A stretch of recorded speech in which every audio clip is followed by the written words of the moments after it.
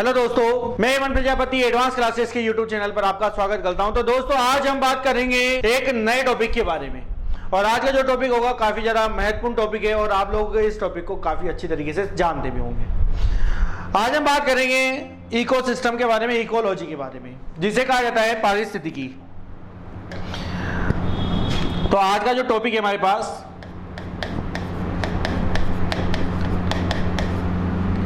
पारिस्थितिकी, जिसे कहा जाता है इकोलॉजी। तो इकोलॉजी के बारे में चर्चा करेंगे कि इकोलॉजी क्या होता है।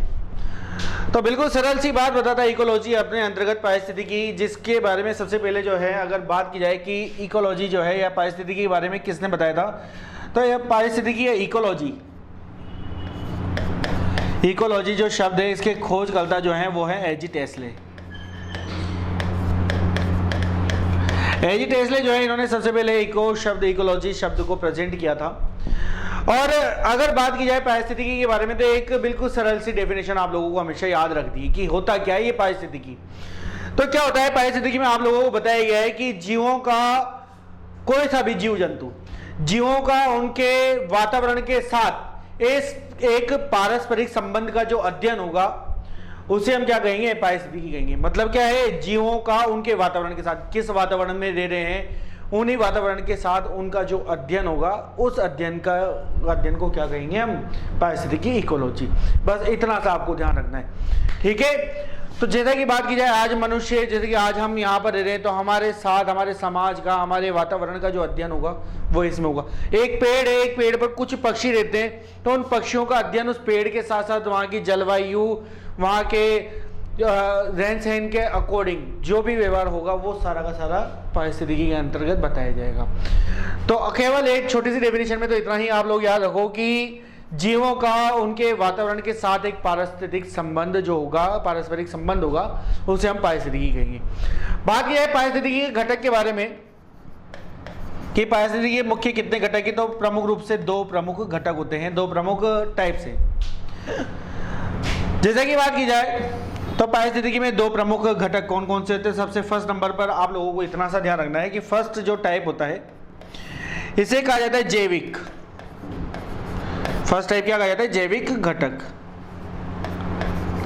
और सेकंड टाइप के बारे में बात किया है तो सेकंड टाइप जो होता है इसे कहा जाता है अजैविक घटक। तो दो प्रमुख टाइप आप लोगों को याद रखना है, एक तो है जैविक घटक और एक है अजैविक घटक। देखो जैविक नाम क्यों दिया गया है, तो जैविक घटक के अंतर्गत सजीवों को प्रेजेंट करते हैं। यहाँ पर हम किस किस को सजीव मानते हैं वो सब इसके अंतर्गत हैं। अजैविक घटक के अंदर उन सबको बताया गया है जो केवल और केवल सजीवों को जीने के लिए एक वातावरण का निर्माण करते हैं। तो इसके दो प्रमुख घटक हो गए, जैविक घटक जो जीवित हैं, अजैविक घटक जो जीवन के लिए क्या कर रहे हैं, सहारा प्रदान कर रहे हैं। मतलब क्या करते हैं, एक वातावरण प्रदान कर रहे हैं जहां पर सजीव अपना जीवन व्यतीत कर सकता है, वो सभी किसमें जाता है, अजैविक घटक में। तो जैसा कि बात की जाए जैविक घटक, तो जैविक घटक के बारे में बात किया है कि कितने पार्ट्स होते हैं जैविक घटक के। तो जैविक घटक के जो है दो प्रमुख पार्ट्स होते हैं। और बात की जाए अजैविक घटक के बारे में, तो अजैविक घटक में मैं आपको प्रारंभ में बताया हूं कि जैसे कि मैंने आपको बताया कि क्या करेंगे, केवल और केवल वातावरण का निर्माण करेंगे, किस वातावरण में कौन जीवित रहेगा। जैसे कि हो गया, सजीवों को जीने के लिए चाहिए वायु, जल, प्रकाश, मिट्टी, खनिज लवण, तापमान, पर्वत, वर्षा आदि। तो इन्होंने क्या कर दिया, हमारे लिए वातावरण निर्मित कर दिया ताकि वहां पर सजीव जीवित रह सके। फिर हम बात करेंगे यहाँ पर जैविक घटक के बारे में। तो जैविक घटक जो है ये दो प्रमुख पार्ट्स में डिवाइडेशन है। फर्स्ट पार्ट होता है इसका उत्पादक। फर्स्ट पार्ट क्या होता है, उत्पादक, और इसका सेकंड पार्ट होता है उपभोक्ता। सेकंड पार्ट क्या हो जाता है, उपभोक्ता, जिसे हम कहते हैं कंज्यूमर, और फर्स्ट नंबर पर होता है प्रोड्यूसर। तो उत्पादक और उपभोक्ता जो है जैविक घटक के दो प्रमुख पार्ट हैं। उत्पादकों को हम बाद में देखेंगे, सबसे पहले उपभोक्ताओं के बारे में बात की जाएगी, ये कितने टाइप के होते हैं। तो उत्पादक जो है इनके दो प्रमुख टाइप होते हैं। फर्स्ट टाइप के बारे में बात की जाए तो फर्स्ट टाइप पर जो होते हैं ये होते हैं वृहद या बड़े उपभोक्ता। ये आप लोग ध्यान रखना, बड़े उपभोक्ता। और सेकंड नंबर पर होते हैं सूक्ष्म। कैसे होंगे? सूक्ष्म उपभोक्ता।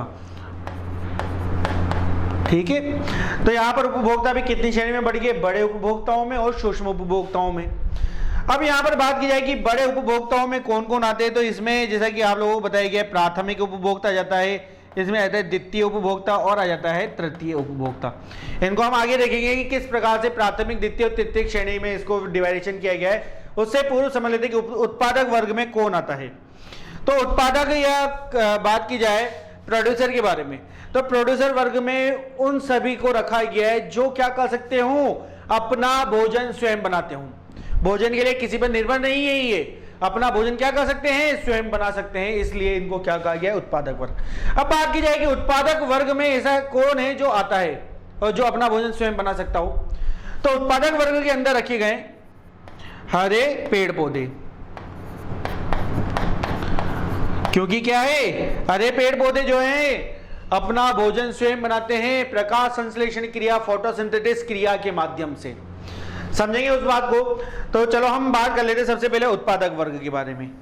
ठीक है, तो उत्पादक वर्ग में यदि बात की जाए तो जैसा कि मैंने आपको बताया क्या आते हैं इस वर्ग में, फर्स्ट टाइप पढ़ लेते हैं हम उत्पादक।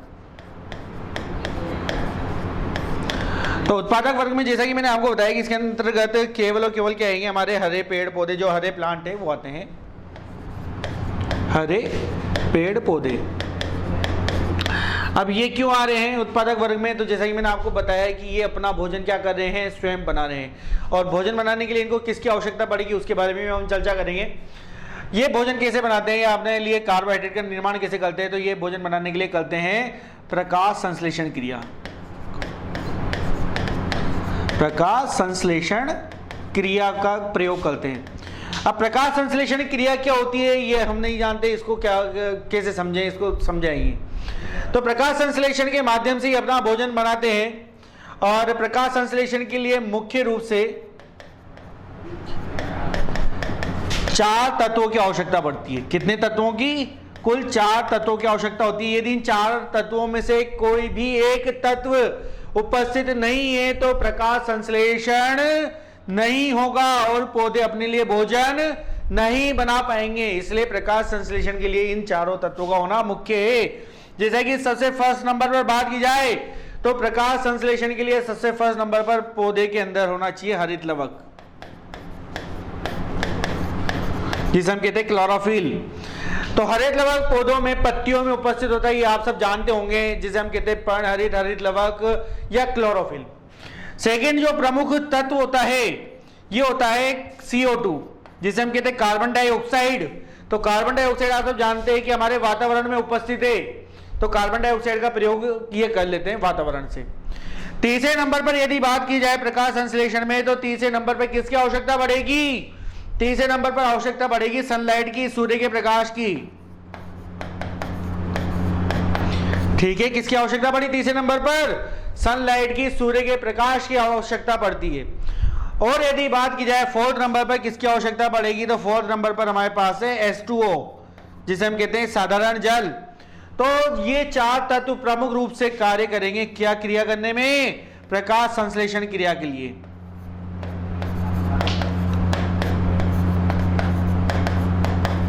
तो आप लोगों को ध्यान रखना है, जब तक ये 4 तत्व आपस में नहीं मिलेंगे, जब तक प्रकाश संश्लेषण नहीं होगा, पौधे अपने लिए भोजन नहीं बना पाएंगे। अब बात की जाए कि जैसा कि यहां से रिलेटेड एक सबसे इंपॉर्टेंट क्वेश्चन आप लोगों से जानना चाहता है कि यदि शाम के समय बात की जाए, जैसे कि जब सूर्य ढल जाता है उसके बाद बात की जाए, तो उस समय पौधे अपने लिए भोजन बना पाते हैं या नहीं बना पाते? तो आप सब जानते हैं कि जब सूर्य ढल जाएगा, शाम हो जाएगी, तो उस समय सूर्य को इन 4 में से कौन सा तत्व उपलब्ध नहीं होगा? उपलब्ध नहीं होगा सनलाइट। ठीक है, क्या उपलब्ध नहीं होगा? ये सनलाइट जो है ये उपलब्ध नहीं होगा पौधों को, और पौधे अपने लिए भोजन नहीं बना पाएंगे। चलो इस इमेज के माध्यम से भी देखते हैं हम कि किस प्रकार से ये प्रोसेस होता है। तो देखो यहां पर आप लोगों को एक प्लांट का इमेज बताया गया है।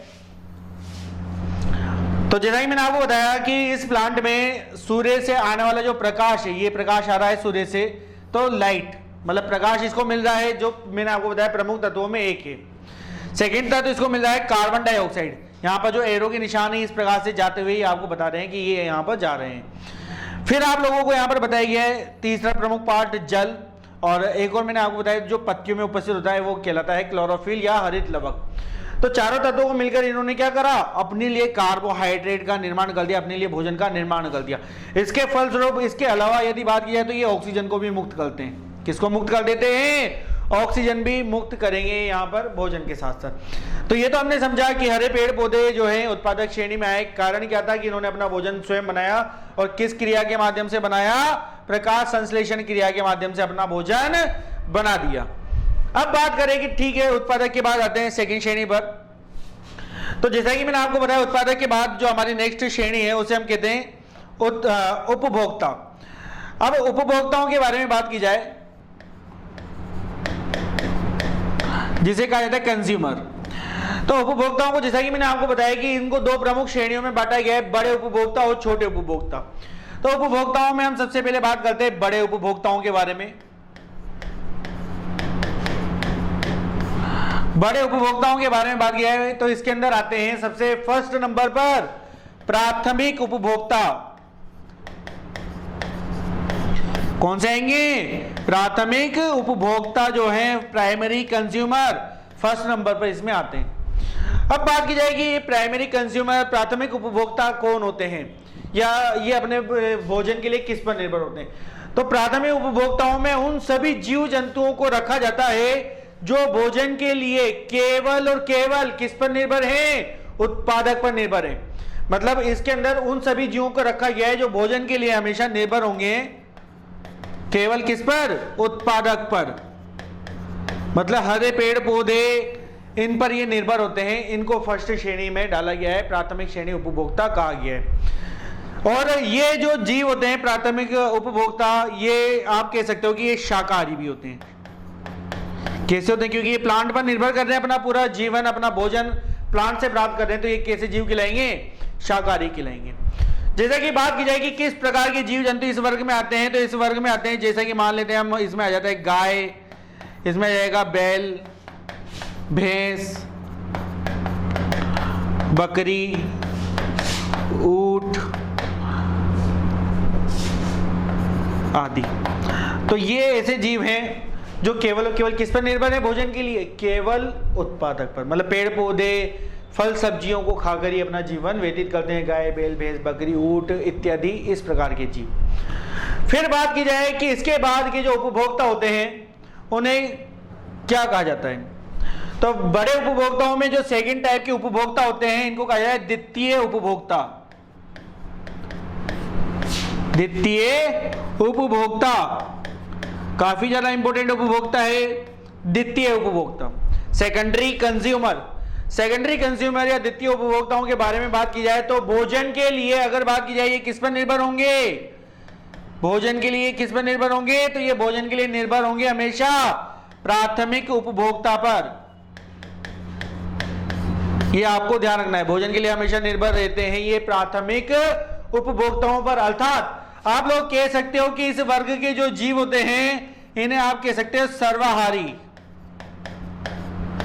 कैसा कह सकते हो, सर्वाहारी वर्ग इसे कहा जा सकता है। अर्थात ये ऐसे जीव हैं जो भोजन के लिए प्रयोग कर सकते हैं, उत्पादक का भी और प्राथमिक उपभोक्ता का भी।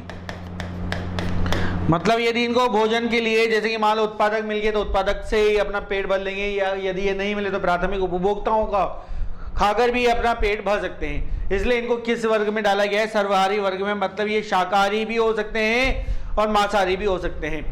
अब बात की जाए कि इस वर्ग में कौन से जीवों को रखा गया है, ऐसे कौन से जीव होते हैं जो दोनों टाइप के होते हैं। तो इसके अंदर जैसे कि आप लोग जानते हैं बिल्ली के बारे में कि बिल्ली दूध भी पीती है और जी जैसा कि आप जानते चूहों को भी खाती है, ऐसे ही मान लेते कुत्तों को। और सियार हो गया जो कि इसकी ही प्रजाति का है। इसके अलावा जैसे कि मान लो हमारे पास मोर हो गया, पिकॉक, तो ये इस प्रकार के जीव है। और या गीदड़,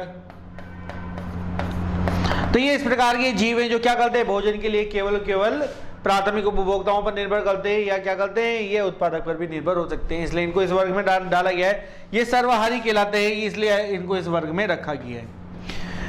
इसी प्रकार से यदि बात की जाए कि तृतीय उपभोक्ता कैसे होते हैं या कौन होते हैं तृतीय उपभोक्ता। तो उपभोक्ताओं की श्रेणी पर आते हैं और तृतीय उपभोक्ताओं के बारे में बात करते हैं कि तृतीय उपभोक्ता में कौन से उपभोक्ताओं को रखा गया है। तृतीय उपभोक्ता, तो तृतीय उपभोक्ताओं के बारे में बात की जाए तो ये ऐसे उपभोक्ता होते हैं जो कि भोजन के लिए निर्भर होते हैं किस पर, द्वितीय उपभोक्ताओं पर। तो आप लोगों को ध्यान रखना है कि ये भोजन के लिए किस पर निर्भर रहेंगे, द्वितीय उपभोक्ताओं पर। ठीक है, फिर आगे बात की जाए कि इस वर्ग के जो जीव होते हैं ये कैसे होते हैं, ये शाकाहारी हैं, सर्वहारी हैं या मांसाहारी हैं। तो दोस्तों इस वर्ग के जितने भी जीव होते हैं आप लोग ऐसा ध्यान रखो कि ये कैसे होते हैं, पूर्ण मांसाहारी। कैसे होंगे, ये पूर्ण मांसाहारी जीव होते हैं। ये कभी भी अपना जीवन जो है उत्पादक पर निर्भर नहीं करते, केवल और केवल मांस खाकर ही अपना जीवन व्यतीत करते। जैसे कि बात की जाए कि इस वर्ग में कौन आता है, तो इस वर्ग में आते हैं जैसे कि चील, बाज, शेर, बाघ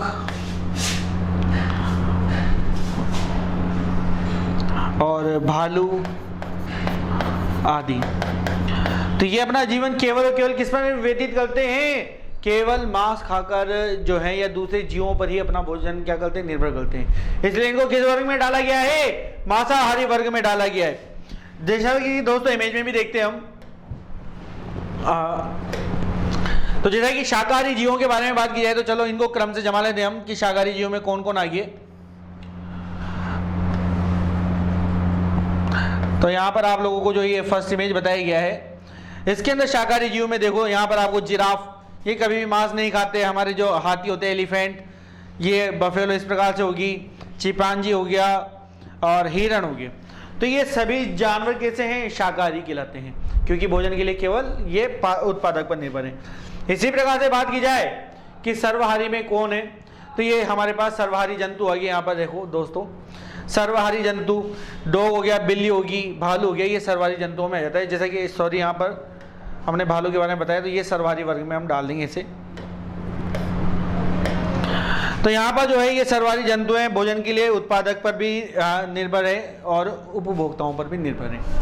इसी प्रकार से यदि बात की जाए फाइनल कि कौन से जीव ऐसे हैं जो केवल पूर्ण मांसाहारी होते हैं, तो यहाँ पर पूर्ण मांसाहारी जीवों के बारे में बात की जाए तो ये दोस्तों आपके सामने रहा इमेज। ये सभी जीव जो हैं पूर्ण मांसाहारी जीव कहलाते हैं। जैसा कि इसके अंदर आ गया चीता आ गया, भेड़िया आ गया, शेर आ गया, टाइगर और मगरमच्छ। तो इन सभी जीवों को क्या कहा गया है, पूर्ण मांसाहारी जीव कहा गया है, जो आपको बताया गया। फिर आगे आते हैं और बात करते हैं उत्पादक के बाद। अब आ जाते हैं हमारे कौन से नंबर पर, तो आप लोगों को मैं पहले बता देता हूं कि हमने इसको किस टाइप में बांटा था।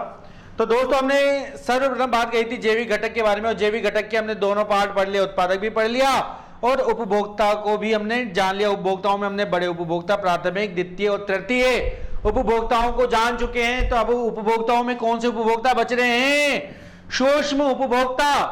सूक्ष्म उपभोक्ता क्या होते हैं, इनको हम समझते हैं। तो सूक्ष्म उपभोक्ताओं के बारे में बात की जाए, जो कि सेकंड नंबर पर है उपभोक्ताओं में, सूक्ष्म उपभोक्ता। सूक्ष्म उपभोक्ताओं के बारे में बात की जाए तो ये जो है काफी इंपॉर्टेंट है। कारण क्या है कि ये सूक्ष्म उपभोक्ता जो होते हैं ये अपघटक के रूप में भी कार्य करते हैं। ये क्या होते हैं, पृथ्वी पर अपघटक के रूप में भी कार्य करते हैं। अर्थात ये उपभोक्ता ऐसे उपभोक्ता होते हैं जो किसी भी जीव जंतु के सड़े गले पार्ट को क्या कर देते हैं, विकृत कर देते हैं, उनको क्या कर देते हैं, नष्ट कर देते हैं, वापस इनको क्या कर देते हैं, जमीन में या मिट्टी में मिला देते हैं। इस वर्ग में आते हैं अपघटक वर्ग में, जैसे कि कवक और जीवाणु। ठीक है, जैसे कि चलो एक छोटा सा यहाँ पर समझ लेते हैं। जैसे कि मान लो सबसे पहले उत्पादक था, उत्पादक का प्रयोग कर लिया यहाँ पर प्राथमिक उपभोक्ताओं ने, प्राथमिक का प्रयोग कर लिया यहाँ पर द्वितीय उपभोक्ताओं ने, द्वितीय का प्रयोग कर लिया तृतीय उपभोक्ताओं में।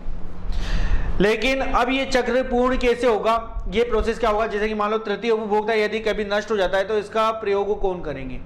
मान लेते यदि तृतीय उपभोक्ता यदि नष्ट हो गया तो इनका प्रयोग करेंगे वापस कौन, ये कवक और जीवाणु, ये क्या करेंगे, इनके पूरे शरीर को वापस मिट्टी में मिला देंगे, छोटे छोटे पार्ट्स में डिवाइडेशन कर देंगे, सड़ा देंगे, गला देंगे, और इस प्रकार से ये क्या हो जाएंगे, तृतीय उपभोक्ताओं का नष्ट करने का कार्य किनका हो जाता है, कवक और जीवाणुओं का।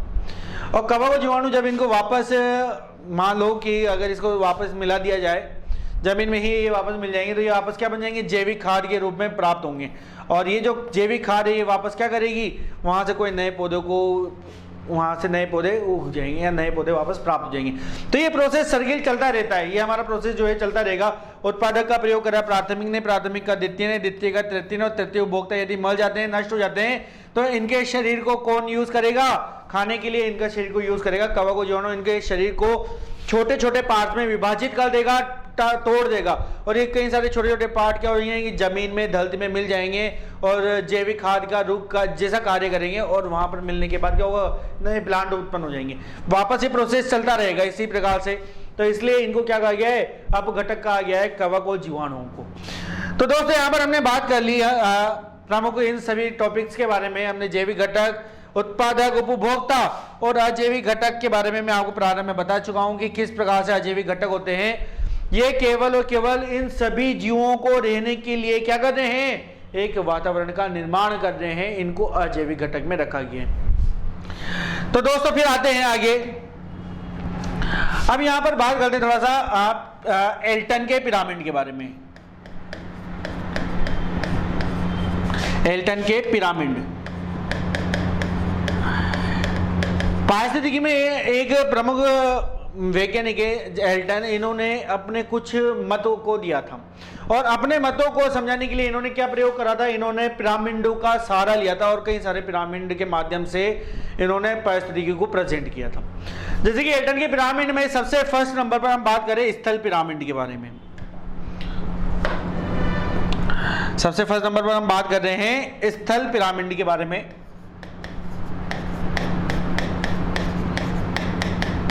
तो स्थल पिरामिड को समझते हैं किस प्रकार से, तो इस प्रकार से हम एक पिरामिड का निर्माण कर लेंगे। ये लो हमने एक पिरामिड बना दिया। इस स्थल पिरामिड में आप लोगों को ये तीन प्रमुख पार्ट ये हमने यहाँ पर रख दिए। तो स्थल पिरामिड में अगर बात की जाए, सबसे ज्यादा इन सभी पारिस्थितिकी तंत्र के कौन से घटक यहाँ पर सबसे ज्यादा उपस्थित होंगे, कौन सा पार्ट यहाँ पर उपस्थित होगा। तो यहाँ पर एल्टन के द्वारा बताया गया है कि हमारे जैसे स्थल की बात की जाए तो स्थल पर सबसे ज्यादा होता है कौन सा वर्ग, उत्पादक। ठीक है, अगर स्थल पर बात की जाए तो आप सब जानते हैं कि जैसे कि हमारी पूरी अर्थ पर जो भी धरती उपस्थित है, उस धरती में सबसे ज्यादा वर्ग कौन सा, उत्पादक। कई सारे बड़े बड़े खेत भी होते हैं, कई सारे जंगल भी हैं, इन सबको मिलाकर उत्पादक वर्ग सबसे बड़ा वर्ग बन जाता है। फिर उत्पादक के बाद सेकंड वर्ग हो जाता है हमारे पास उपभोक्ता। कौन सा हो जाता है, उपभोक्ता। मतलब उत्पादक से अधिक ही उपभोक्ता नहीं हो सकते कभी भी, उत्पादक से कम होंगे स्थल पर। और उपभोक्ताओं के बाद बात की जाए तो फिर क्या होता है, अपघटक। ठीक है, मतलब अगर स्थल पिरामिड के बारे में बात किया तो स्थल पिरामिड में सबसे अधिक संख्या जो है वो किसकी, उत्पादक की। उत्पादकों के साथ अधिक संख्या किसकी, उपभोक्ताओं की, और उपभोक्ताओं के बाद जो है किसकी संख्या कम हो जाती है, अपघटक की। मतलब ये प्रोसेस इस प्रकार से चल रहा है, उत्पादक से कम जो होंगे उत्पादक होंगे, और उत्पादक से कम क्या होंगे, अपघटक होंगे। इसी पिरामिड को यदि हम समझे सागर में या मरुस्थल में, मान लेते हैं कि सागर पिरामिड को बनाते हैं हम, तो यहाँ पर हम सागर पिरामिड के बारे में बात की जाए, जो महासागरीय पिरामिड भी कह सकते हो आप लोग इसे। तो एक सागरीय पिरामिड, सागर, या आप कह सकते हो मरुस्थल। तो सागर या मरुस्थल के पिरामिड के बारे में बात की जाए तो सागर या मरुस्थल के पिरामिड जस्ट इससे अपोजिट हो जाता है। इस पिरामिड में क्या होगा, सागर या मरुस्थल के पिरामिड में, जैसा कि इसको हम बना लेते हैं पहले इस प्रकार से, तो इस पिरामिड में सब कुछ उल्टा हो जाएगा। जैसा कि आप सब जानते हैं कि मरुस्थल में उत्पादकों के बारे में बात की है तो वहां पर उत्पादक क्या हो जाते हैं, काफी कम हो जाते हैं। मरुस्थल में क्या होते हैं, पेड़ पौधे ये नहीं पनप पाते, केवल छोटी छोटी कुछ झाड़ियां होती है। तो यहाँ पर जो है उत्पादक वर्ग जो है सबसे कम हो जाता है। इसी प्रकार से यदि आप सागर में, नदियों में बात करोगे तो वहां पर भी क्या हो जाएंगे, उत्पादक वर्ग काफी कम हो जाएगा। उत्पादक के बाद फिर यहां पर आता है मरुस्थल में उपभोक्ता।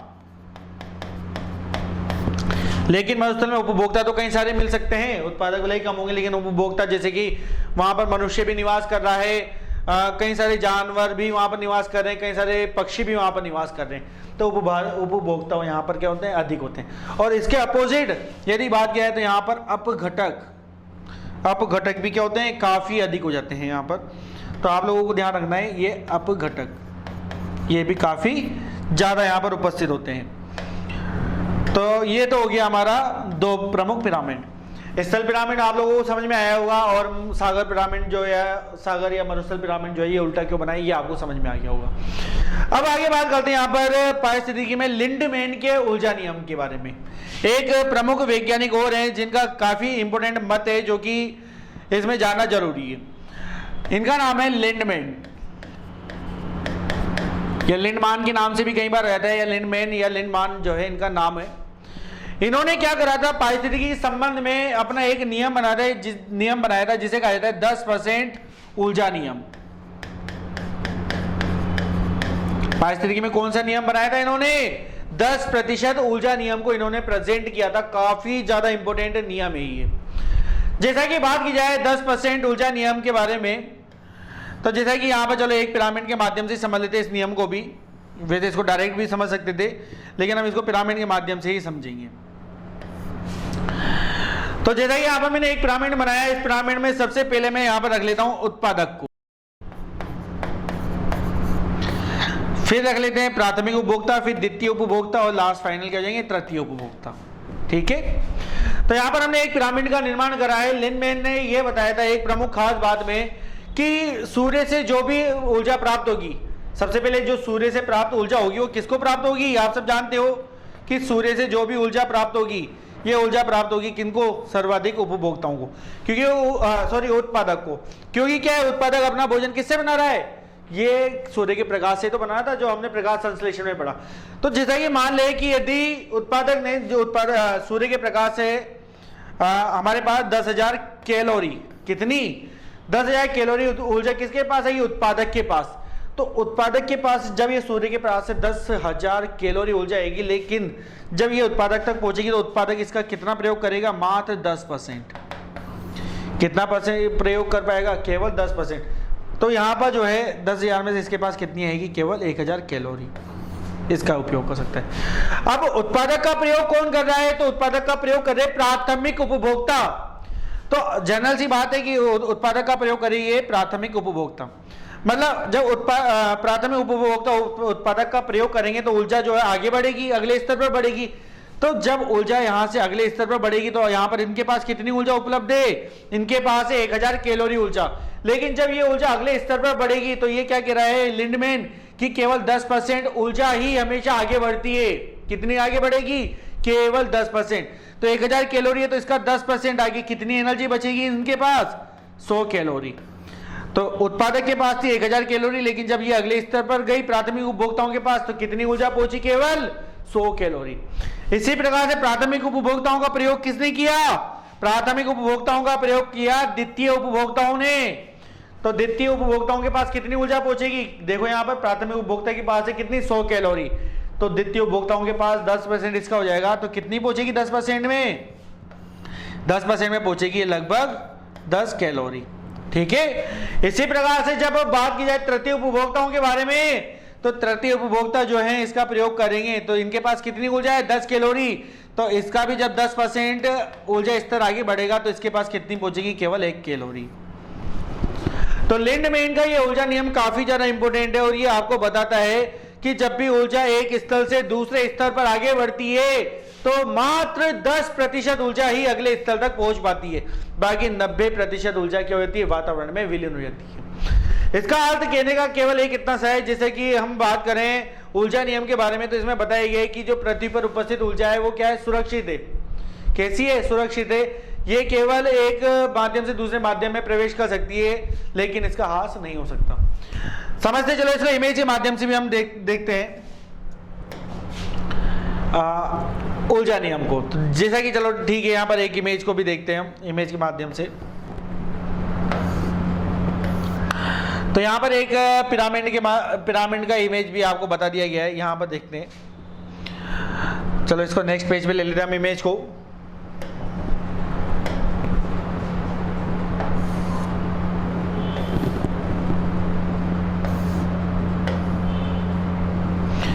तो दोस्तों जैसा कि मैंने आपको बताया कि प्रोड्यूसर जो है इनके पास कितनी एनर्जी है 100%। तो आप लोगों को यहाँ दिख भी रहा होगा कि आपको बताया गया है कि यहाँ पर कितनी एनर्जी है 100%। अगले स्तर पर गई तो कितनी बची 100% का मात्र 10%, क्योंकि क्या है 10% ही ऊर्जा आगे बढ़ेगी। तो फर्स्ट लेवल कंज्यूमर पर कितनी पड़ी मात्र 10%। जब फर्स्ट लेवल कंज्यूमर से सेकेंड लेवल कंज्यूमर पर आई तो ये कितनी पर ऊर्जा पर जाएगी 10% का मात्र 10%, तो 1%। और इसी प्रकार से जब थर्ड लेवल पर जाएगी तो कितनी बचेगी मात्र 1%। तो इस प्रकार से जो ऊर्जा का आगे बढ़ना है ये प्रोसेस किसने बताया था, लिंडमैन ने बताया था। इससे कहा जाता है लिंडमैन का ऊर्जा नियम। ठीक है, कि ऊर्जा जो है एक स्तर से जब भी अगले स्तर पर बढ़ेगी इस प्रकार से, तो प्रत्येक स्तर पर क्या होगा, ऊर्जा का मात्र 10% अंश ही आगे बढ़ पाएगा, बाकी 90% अंश क्या हो जाएगा, विलीन हो जाएगा या 90% विलुप्त हो जाएगा। ठीक है ना दोस्तों, ये हमने बात करी पारिस्थितिकी के बारे में। आगे बढ़ते हैं और फिर मिलेंगे नई क्लास में। धन्यवाद।